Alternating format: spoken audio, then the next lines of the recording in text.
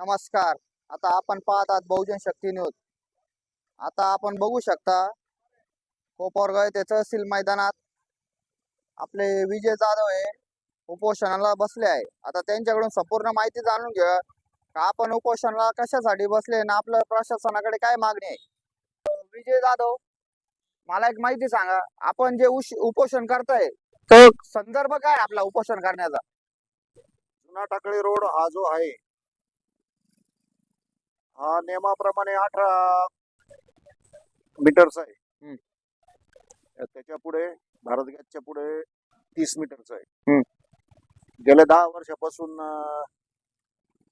पाठपुरवठा चालू आहे. यांना 45 दिवस अगोदर यांना नोटीस पिरियड दिलेला आहे. 26 जानेवारी पर्यंत तुम्ही जर अतिक्रमण मुक्त रोड नाही काढला, अतिक्रमण काढून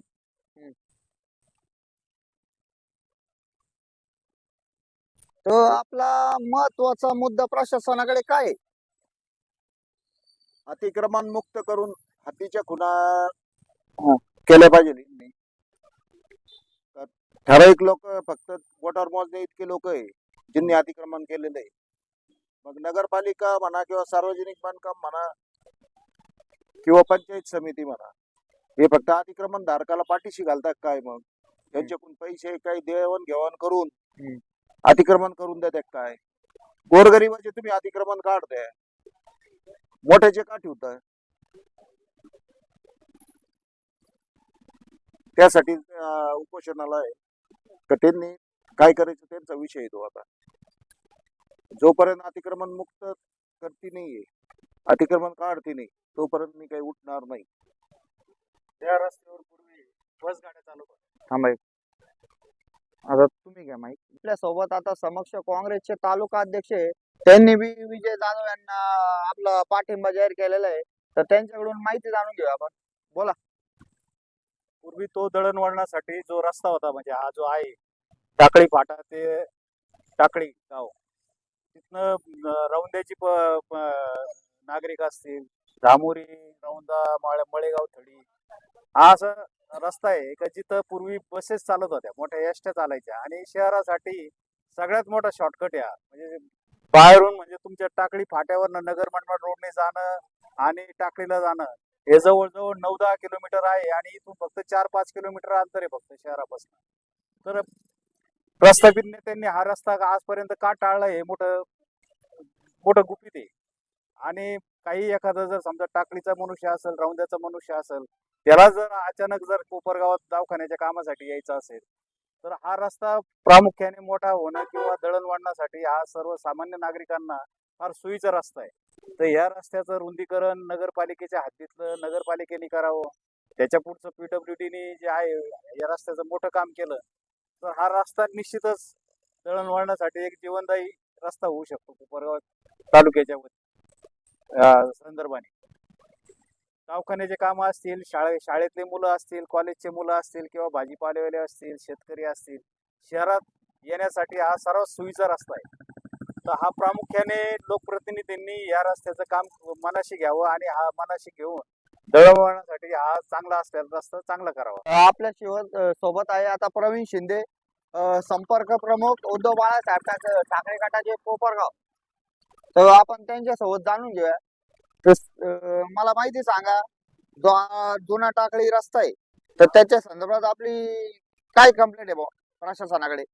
आज या ठिकाणी विजयराव जाधव हे त्या रस्त्या संदर्भात उपोषणास बसलेले आणि ते गेले वर्षभरापासून या रस्त्यासाठी पाठपुरावा करताय. म्हणजे संबंधित खात्यामध्ये ते जाऊन विचारणा करतात, त्याच्यानंतर कागदोपत्री त्यांनी पत्र दिलेले आहे. परंतु आजपर्यंत या प्रशासनाने कोणताही निर्णय नाही घेतल्यामुळे त्यांना आज या ठिकाणी उपोषणाला बसावं लागलेलं आहे. तो जो रस्ता आहे तो अतिशय महत्वाचा आहे, कारण त्या रस्त्याचं रुंदीकरण होणं गरजेचं आहे. त्याचं कारण असं आहे की त्या ठिकाणाहून आमचे सहकारी नितीनराव शिंदे यांनी सांगितलं की त्यापूर्वी त्या बस पण चालत होती, पण जो पण भाजीपाला असतो, भाजीपाल्याची जी वाहतूक आहे, आमचे जे शेतकरी अशा मोटरसायकलला मागे कॅरियर लावून करतात आणि ती भाजीपाला वाहतूक त्यांना हायवेनी जीव धोक्यात घालून करावं लागते. आणि हा रस्ता एकदम जवळचा मार्ग आहे. असं असताना सुद्धा ह्या रस्त्याकडे दुर्लक्ष काय गेलंय हा मोठा प्रश्न आहे. आणि विजयरावने सांगितलं की हातावर मोजण्या इतकेच लोकांचं अतिक्रमण आहे.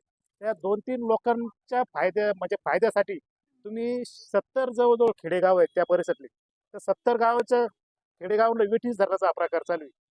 आणि त्या रस्त्याने जर आपण बघितलं रात्रीच्या टायमाला किंवा असं दिवसा पण अनधिकृतपणे वाळूचे डंपर चालू आहे तिथून, आजही पण चालू आहे. हम्म. म्हणजे लहान मोठे ट्रॅक्टर डंपर हे चालू आहे. म्हणजे जो रस्ता शेतकऱ्यांच्या वाहतुकीसाठी पाहिजे होता, जो रस्ता शेतकऱ्यांच्या वाहतुकीसाठी पाहिजे होता, तो शेतकऱ्यांची वाहतूक न होता या असे बेकायदेशीर कामं चालू आहे.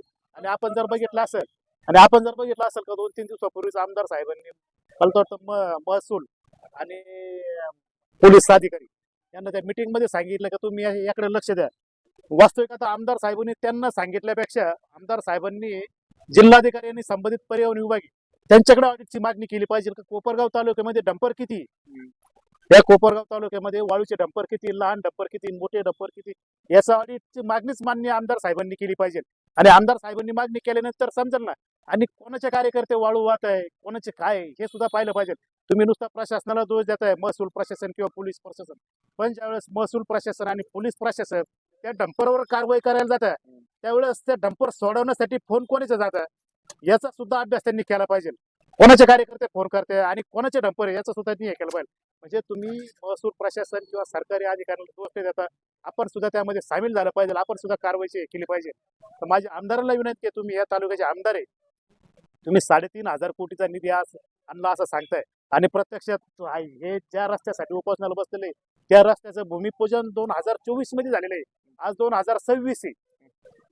मग एवढं असताना सुद्धा त्या रस्त्याचं काम का चालू झालेलं नाही आणि अतिक्रमण का निघालं नाही आणि याला कोण पाठीशी घालतंय? तर जोपर्यंत हा प्रश्न सुटत नाही, म्हणजे जोपर्यंत हात निश्चित होत नाही, तोपर्यंत या ठिकाणी हलणार नाही. आणि जर त्यांच्या जर जीवितास काही कमी जास्त झालं तर ते शुगर आहे, त्यांना शुगर आहे, काही शुगर आहे त्यांना, त्यांच्या जर जीवितास काही कमी जास्त झालं त्याला सर्व प्रशासन जबाबदार राहील. महसूल प्रशासन असेल, नगरपालिकेचं असेल किंवा सार्वजनिक बांधकाम खात्याचं असेल. त्याचप्रमाणे या भागाचे प्रतिनिधित्व करणारे लोकप्रतिनिधी हे सुद्धा त्याला तेवढेच जबाबदार राहतील. त्यामुळे आमची विनंती आहे का याकडे सर्वसामान्य लवकरात लवकर लक्ष देऊन हा प्रश्न सोडा. नाही सोडवल्यास तर शिवसेना त्यांच्या पाठीमागे खंबीरपणे उभे या ठिकाणी आम्ही सांगतो. तर आपल्या सोबत आता समाजसेवक विनय भगत आहे. आता त्यांच्या समक्ष जाणून घ्या आपण माहिती. बोला. आमचे मित्र विजय भाऊ जाधव MDR 99 साठी आम्हाला उपोषण माझं असं एक म्हणणं आहे, हा हद्दवाढ मध्ये भाग आलेला आहे. इतके दिवस जो बॅट बॉल चाललेला होता, PWD म्हणायचे, नगरपालिका म्हणजे PWD, बांधकाम खातं बांधकाम म्हणतात जिल्हा परिषदेकडे, तो प्रकारच कळत नव्हता. मग आता हा रस्ता इकडून तिकडून हद्दवाढ भागामध्ये आलेला आहे. योग असा एवढ्या वर्षानंतर नगरपालिकेने हद्दवाढ भागामध्ये तिथं 1 नंबर वार्ड तयार केला. तो वार्ड पार ते देवकर टाकळी फाट्यापर्यंत तो वार्ड तयार केला. तर आमचं असं म्हणणं आहे, कमीत कमी ब्रांच शाळेपर्यंत तरी हद्दवाढ भागामध्ये हा 1 नंबर वार्ड झालेला आहे. तर नगरपालिकेने स्वतःची जबाबदारी म्हणजे जे ढाकलायचे कामं चालू आहे हे स्वतःवर घ्यावा आणि ती तिथपर्यंत कमीत कमी ब्रांच शाळेपर्यंत आहे ना त्याची मार्किंग नगरपालिकेने हद्द खुणा फायनल करावं. मग त्याच्यानंतर ते पुढचा रस्ता कसा करायचा, कोणाच्या निधीतून करायचा, काय करायचा ते पुढं पाहता येईल.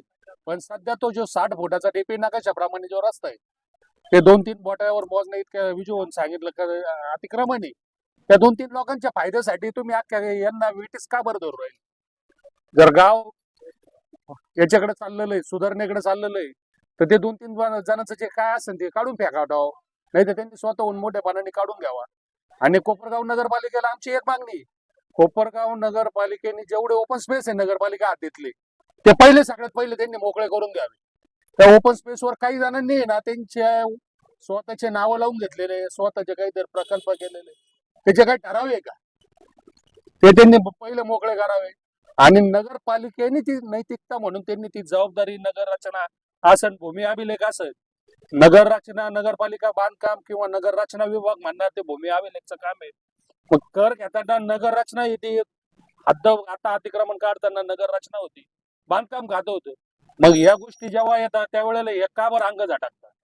आमचं असं म्हणणं आहे. त्याकरता नैतिकतेच्या आधारावर नगर रचना नगरपालिकेचं बांधकाम खातं आणि ती भूमी अभिलेख या तिघांनी एकत्रित बसून त्याच्या हद्दवाढीच्या खोना कंप्लीट करून द्यावा. तुझी तेवढीच एक मागणी त्या आंदोलनाला आमचा जाहीर पाठिंबा आहे. एवढं बोलतो. जय महाराष्ट्र.